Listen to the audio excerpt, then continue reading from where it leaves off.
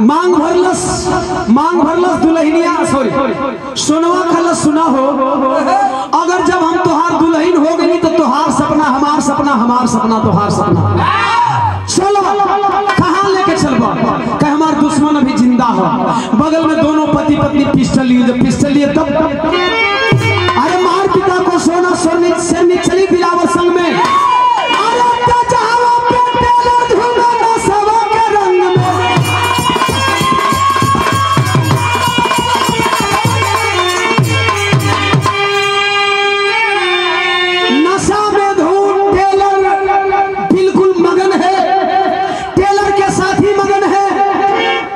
दोनों पति पत्नी पहुंचे और नौसवे में कनपट्टी पर पिस्टल भिड़ो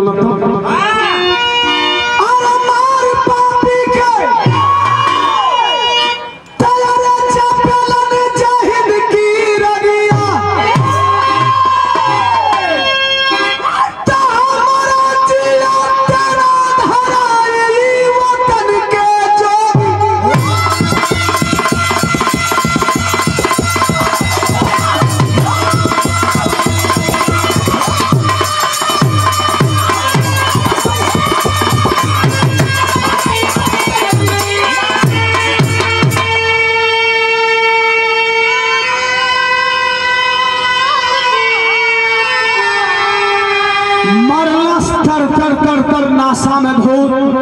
दोनों पति पत्नी खोपड़िया उड़ा देना बहन अंग्रेजन के नशा फटे हमने दोनों फरार। दारू नहीं पीना चाहिए, दारू और नशा नाश करता है मेरे बहुजन समाज के लोगों। बहुजन समाज अर्थात SC ST OBC माइनॉरिटी के लोगों, दारू मत पिया करिए।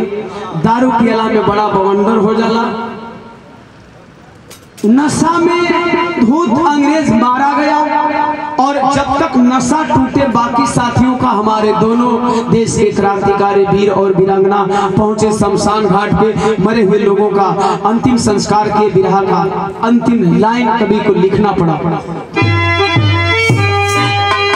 बोध छत्री साहू फूल पेरियार का देश